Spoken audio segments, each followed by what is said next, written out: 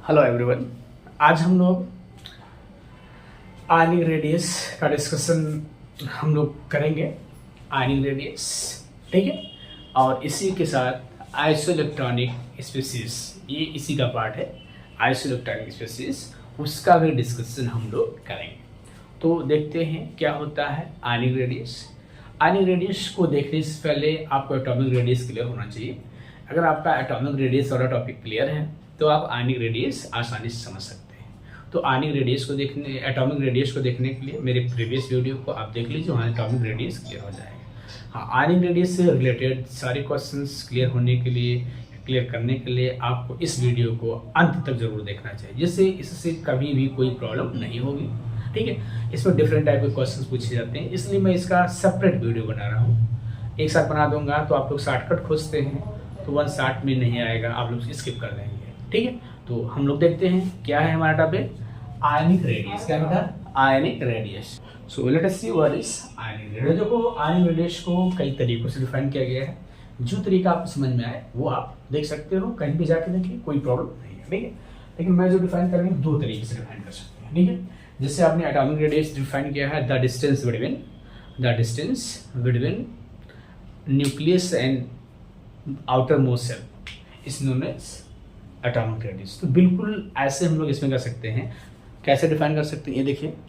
अब देखिए, ये डेफिनेशन हो सकता है, सबसे आसान डेफिनेशन यही है। तो क्या है? Distance between nucleus and outermost shell of ion. आपको मालूम हो गया कि ions are of two type, cation and anion. तो हम लोग यहाँ आयंस में केटायन या एनायन को अगर हम लोग कह देंगे, केटायंस और एनायंस कह देंगे, तो बेटा ये ध्यान रखना है कि अगर केटायंस कह देंगे तो केटायनिक रेडियस हो जाएगा, अगर एनायंस कह देंगे तो एनायनिक रेडियस हो जाएगा। ठीक है, एक तो डेफिनेशन ये मिलता है बिल्कुल आसान तरीके से, और दूसरा डेफिनेशन ये मिलता है, इसको हम लोग ऐसे तरीके से, ऐसे पहले आप समझ लो कि सपोज करो ये न्यूक्लियस है, ठीक है, और इसका इफेक्ट जिस सेल तक होता है, उसको भी क्या कहा जाता है, ध्यान देंगे, क्या कहते हैं, आप क्या कहते हैं, आयनिक रेडियस। ठीक है, तो ये चीज थोड़ा सा ध्यान रखेंगे। कैसे हम लोग डिफाइन कर सकते हैं, the ions in which nucleus produce its effect till the orbit is known as ionic radius.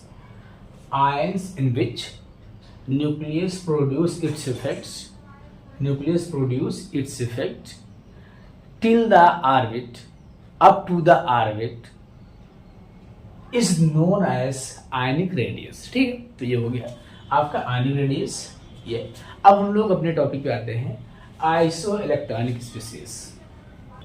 देखो यहाँ पे हम लोग देख लेते हैं क्या है आइसो इलेक्ट्रॉनिक स्पीशीज। देखो, ऐसी स्पीशीज जिसमें क्या नंबर ऑफ इलेक्ट्रॉन्स सेम हो, वो क्या कहलाते हैं, आइसो इलेक्ट्रॉनिक स्पीशीज। अब इसमें देखो, आइसो, मैं ये 4 एग्जांपल लिखा हूँ, you have to find iso electronic species. देखो, आइसो इलेक्ट्रॉनिक आपको मालूम होगा, किसी भी जितना पॉजिटिव चार्ज आता है वो उतना इलेक्ट्रॉन लॉस कर देता है। इसका सोडियम का एटॉमिक नंबर क्या होता है, 11 होता है। 1 इलेक्ट्रॉन लॉस करेगा, कितना हो जाएगा, 10 इलेक्ट्रॉन हो गया। इसमें मैग्नीशियम का होता है 12 होता है, 2 इलेक्ट्रॉन लॉस करेगा, कितना बनेगा बेटा, 10 होगा। तो आई थिंक दोनों आइसो इलेक्ट्रॉनिक हो गए। देखो, ये आइसो इलेक्ट्रॉनिक है, लेकिन यहाँ पे मैं इसकी बात करूँगा। ठीक है, आइसो इलेक्ट्रॉनिक, तो यहाँ पे तो Fe है। अब ये मतलब ये नहीं कि आइसो इलेक्ट्रॉनिक में केवल आयंस होंगे, ये चीज़ थोड़ा सा ध्यान रखिएगा। आइसो इलेक्ट्रॉनिक कुछ भी हो सकता है, लेकिन अगर हम लोग आइसो इलेक्ट्रॉनिक बात कर रहे हैं तो जिसमें नंबर ऑफ इलेक्ट्रॉन्स 2 और more species having same number of electrons are known as isoelectronic। ठीक है, तो ये चीज आपको थोड़ा सा ध्यान रखना है। अब देखिए यहाँ पे आइसोइलेक्ट्रॉनिक्स में हम लोग क्या देख रहे हैं, यहाँ पे देखो ये हो गया। फिर इसमें हम लोग देख लेते हैं, देखो क्या ये दोनों आइसोइलेक्ट्रॉनिक हैं, देख लेते हैं। देखो यहाँ पे इसका एटॉमिक नंबर क्या है, 17। इसमें कोई चार्ज नहीं, तो नंबर ऑफ इलेक्ट्रॉन्स क्या है, 17 है। इस पे पोटेशियम है, इसमें एक पॉजिटिव चार्ज है, तो इसमें इलेक्ट्रॉन्स क्या है, 18 है। तो ये दोनों आइसोइलेक्ट्रॉनिक नहीं है इस केस में। लेकिन अगर मैं यही क्या कर देता हूँ कि इस पे एक नेगेटिव चार्ज दे देता हूँ, मतलब ये एक इलेक्ट्रॉन और गेन कर लिया, कितना हो गया, 18 हो गया। तो क्या हो जाएगा बेटा, आइसोइलेक्ट्रॉनिक हो गया। ठीक है, तो आई थिंक क्लियर हो गया कि आइसोइलेक्ट्रॉनिक स्पीशीज किससे कहते हैं, the species having same number of electrons are known as isoelectronic species. ठीक है, अब देखो यहाँ पे हम लोग इससे रिलेटेड क्वेश्चंस क्या करते हैं। आइसोइलेक्ट्रॉनिक स्पीशीज में 2-3 पॉइंट्स होते हैं। ठीक है, तो आइसोइलेक्ट्रॉनिक्स अगर हम लोग देखें आयंस के टर्म में बात करें बेटा, ध्यान देंगे, अगर आयंस के टर्म में बात करते हैं तो होता क्या है कि आयंस के टर्म में बात करते हैं तो ये हो सकते हैं आपके आयंस, ध्यान देंगे, आयंस आपके हो सकते हैं पॉजिटिव और निगेटिव। क्या हो सकते हैं बेटा, पॉजिटिव और निगेटिव हो सकते हैं। तो यहाँ पे थोड़ा सा हमको ध्यान रखना है कि जो कैटायंस होता है, कैसा कैटायंस, कैटायंस का जो रेडियस होता है, किसका, कैटायंस का रेडियस जो होता है वो पेरेंट एटम से क्या होता है, कम होता है। ये चीज ध्यान रखना, कैटायन का रेडियस पेरेंट एटम से कम होता है। एनायन का रेडियस क्या होता है, पेरेंट एटम से ज्यादा होता है। अब पेरेंट एटम आप कंफ्यूज होंगे, जैसे मान लीजिए Cl हो गया, पेरेंट एटम हो गया C- हो गया, ये आपका सोडियम हो गया और ये सोडियम आयन हो गया। तो इसमें इसकी साइज बड़ी होगी और इसमें किसकी, इसकी साइज बड़ी होगी। यही चीज हमने बताने की कोशिश की। अब देखिए यहाँ पे मान लीजिए ये ठीक है, इंडिविजुअल आपने डिस्कस कर लिया। अब हम लोग क्या करते हैं, मान लीजिए दोनों दिए गए हैं, कैटायंस भी हैं, एनायंस भी हैं, और पूछ रहा है कि अरेंज देम इन इंक्रीजिंग और decreasing order of their radius. तो वहाँ पे थोड़ा सा कंफ्यूजन होगा, तो उससे रिलेटेड हम लोग एक क्वेश्चन कर लेते हैं जिससे आपको चीज़ें क्लियर हो जाएं। अब जैसे आपको ये दिए गए हैं N3 minus Na plus O2 minus F minus Mg2 plus और A+3। अगर ये कह रहा है कि arrange them in increasing order of their radius, increasing order, ध्यान देना क्या कौन सा ऑर्डर है, इंक्रीजिंग ऑर्डर, इंक्रीजिंग ऑर्डर, ध्यान देना इंक्रीजिंग ऑर्डर है। अब इसके लिए मैं आपको एक ट्रिक बता दे रहा हूँ, ठीक है, जिससे आपको हमेशा हेल्प होगा। ठीक है, जो कैटायंस का रेडियस होता है, किसका, कैटायंस का रेडियस होता है, मतलब कैटायन, ध्यान रखना, ये पॉजिटिव चार्ज जो है इनवर्सली प्रोपोर्शनल होता है मतलब रेडियस के, रेडियस के, बात समझ पा रहे हैं।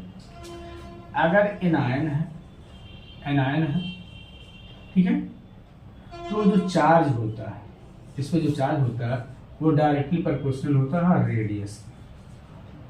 बात समझ में आ गई। जो एनायन होता है उसका डायरेक्टली प्रोपोर्शनल होता है रेडियस के। अब देखो यहाँ पे, जैसे इसमें देखो इंक्रीजिंग ऑर्डर है, इंक्रीजिंग ऑर्डर है, तो इसमें सबसे ज्यादा पॉजिटिव चार्ज किस पे, इस पे है। इसमें मतलब इसमें सब में पॉजिटिव चार्ज में बात कर लेते हैं, क्योंकि पॉजिटिव चार्ज से रेडियस घट रहा है, तो सबसे छोटा आपको खोजना है। सबसे छोटा रेडियस क्या हो जाएगा, Al3+। उससे कम चार्ज किस पे है, देखो चार्ज Mg2+ हो गया रेडियस। अब देखो फिर Na+ पे हो गया, ये हो गया इनका रेडियस। ठीक है, फिर क्या हम लोग देख सकते हैं, ध्यान दीजिएगा। अब हम देखेंगे एनायंस का रेडियस। तो एनायंस पे चार्ज हमने क्या बताया है, charge is directly proportional to radius, मतलब जितने ज़्यादा चार्ज उतने ज़्यादा रेडियस। तो हम लोग क्या देखेंगे कि इंक्रीजिंग ऑर्डर करना है, तो जिसपे पहले कम चार्ज हो, उसके बाद चार्ज हो, उससे ज़्यादा चार्ज हो, ऐसा एडजस्ट करते हैं। ठीक है, तो यहाँ पे हम लोग देख रहे हैं, देखो यहाँ पे F पे सबसे ज़्यादा कम चार्ज है, क्या हो गया, F हो गया, माइनस हो गया। उसके बाद चार्ज किस पे, देखो O पे चार्ज ज़्यादा है तो O2 माइनस हो गया। किस पे चार्ज ज़्यादा है बेटा, N पे चार्ज ज़्यादा है तो क्या हो गया, N3 माइनस हो गया।